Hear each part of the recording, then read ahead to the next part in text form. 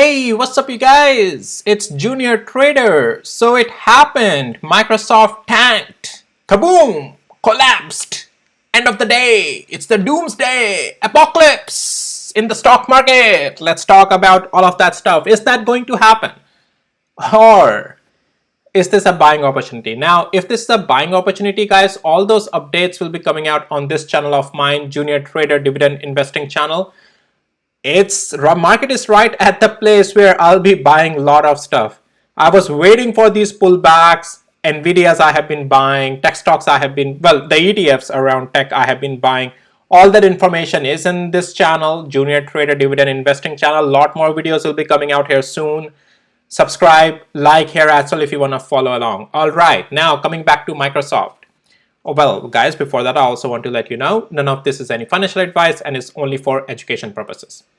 So, Microsoft Junior Trader, we beat the earnings on both fronts. Earnings as well, EPS as well, and revenue. Why is Microsoft falling?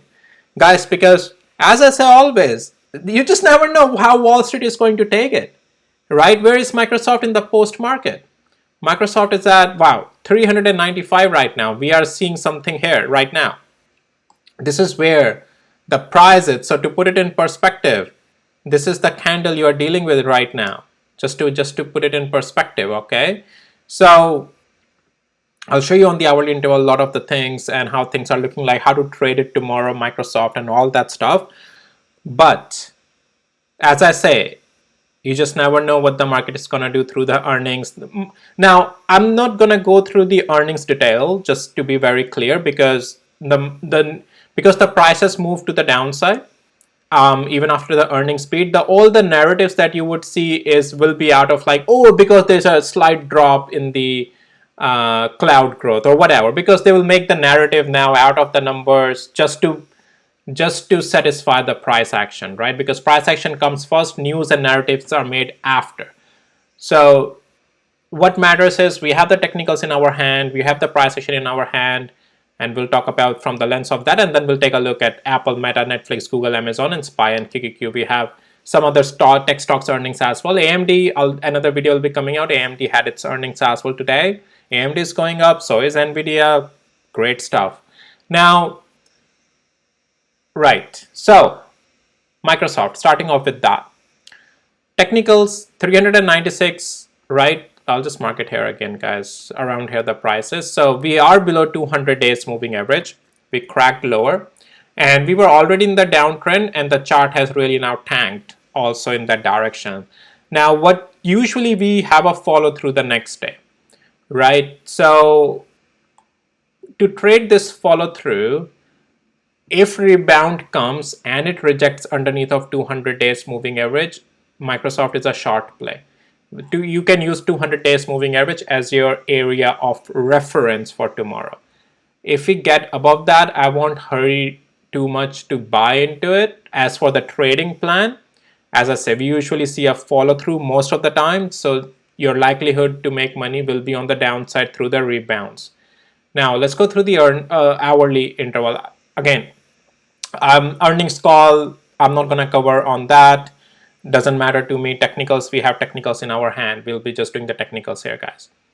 So right now, even on hourly interval, I'm not seeing any strength here, guys. Yeah, so this thing is, any rebound tomorrow most likely is going to be shorted on this thing. Overall, structure is still negative on this. You can use any of 200 days moving average, $404 level area as well. Any rebound wherever tomorrow you start to see it slows down or rejects, technically it's a short play if the rebound happens. If it gets above 404, I'll be a little bit careful though, just to see how much it rebounds, and then when you start to see the weakness and if it breaks 404 again, you can pound the table again on it. Again, likelihood of the follow through is higher. And yeah, as long as it stays below 200 days moving average through these rebounds, if those comes, otherwise it's just going to plummet. And it continues to reject underneath of 200 days moving average by watching the price action on the lower time frame, double tops, lower highs, and then wicks forming up here, sell-off wicks, right? All of that. You can just continue to trade it to the downside, and then definitely otherwise, even if it rebound doesn't come, it's just going to continue lower. So just keep that in mind. I expect weakness, but I'll be using this opportunity to buy some tech stocks ETFs, DCA, in my dividend portfolio. The way I trade on this channel, active trading, is different than my dividend investing. Dividend investing is a long-term game I play, and the active trading is what I talk to you guys here, right?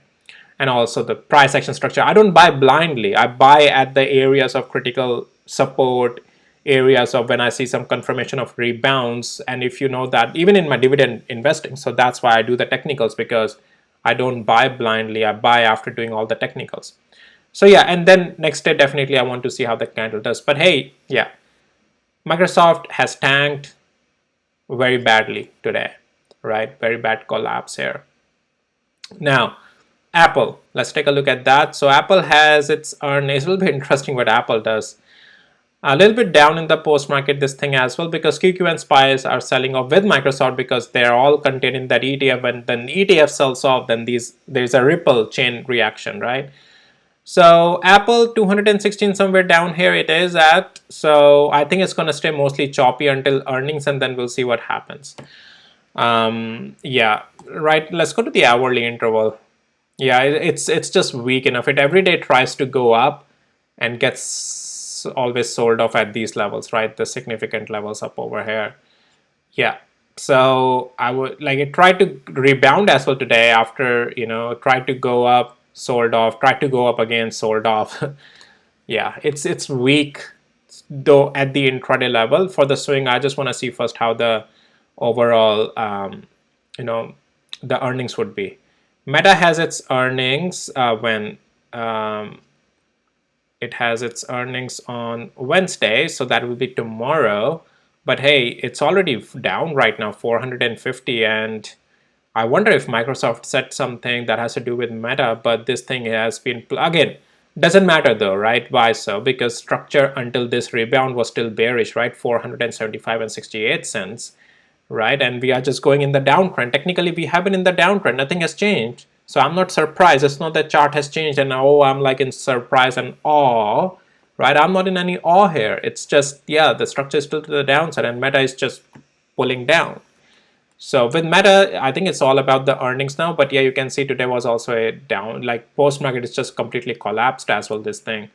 So yeah, it's in the downward structure. Yeah, if any strength has for intraday, if it any upside has to be there, it has to be above 459 first. Otherwise, no. All right, that's just going to be a rejection. Otherwise, yeah, still in the downtrend. Just remember that. Yeah, you are now watching this 200 days moving average. Let's see if Meta also cracks after earnings. If you can just wait now until earnings for Meta as well, until tomorrow, just wait. Netflix also down in the post market, 619, somewhere down here. And Netflix is just about to now completely crack below this support zone that I have been saying. And it's a little bit slowed down. We're still in the downtrend, though it's taking its sweet time. And guys, it looks like the flush is just waiting to happen, a big one. And yeah, 597 is the next level to watch. Yeah, completely in the downtrend. No upside is coming on this right now. Level by level, slowly and slowly, it's just breaking everything to the downside. So weakness, still very much weak. Google, let's see, Google is also negative. Wow. Google, 168 right now, down here. Let's go to the, well, technically structure is still on through the downside on this trend is still, as long as we stay below 173 and 99 cents, that's still just, if any rebound comes, that's fine, but it's still in the downward structure. So yeah, and now, yeah, if tomorrow we lose 50 hours moving average, 167 and 69 cents, and after that 165 and 94 cents, still downtrending this thing right now. Very weak. Amazon has its earnings. Wow, in the post market, yeah, the market is just collapsing. I think, yeah, Microsoft has its ripple effect. Amazon earnings are on Thursday. This week is going to be very big on tech stocks, guys. And we have Amazon right now 175. Guys, you don't want to miss out my dividend investing channel, because all these things I have been waiting to buy pullbacks. Like I'm gonna buy Microsoft pullback. I think, well, after price is confirming me something, but But in my other strategy of DCA, I might get ahead. All right. So yeah, well, I'll talk about it in my dividend investing channel. So because yeah, with the DCA investing for my dividend investments, it's more about building the positions. That's a DCA type of trade. Those are not my swing trades. Those are not my intraday trades. So yeah, I would be taking opportunities of these dips. Okay, 175 is where the price is right now. Yeah, it's just, yeah, it's also breaking structure. It's already in the downtrend. That's what I have been saying. Nothing has changed on this. 185 I provided you. I said if we stay below it, it's just a rejection. If we get above it, some upside is possible. We never even closed anything above that. So still in the downtrend. Yeah, this is where it is, 175, this red line. Let's see if it tomorrow get to 200 days moving average, but we'll see. Wait until earnings on this as well, right? All right, now let's get to these players like SPY. SPY is at 540. Not bad, actually. Not bad. It's in the downtrend, though. SPY is still in the lower highs, lower lows. Nothing has changed in the structure. But yeah, so it's trying to hold strong above Microsoft, though Microsoft is selling off quite a lot because it's a mix, right? It also has AMD, and AMD is going up, right? And I'll talk about it in another video with NVIDIA that will be coming out later today. But yeah, SPY is balancing itself out.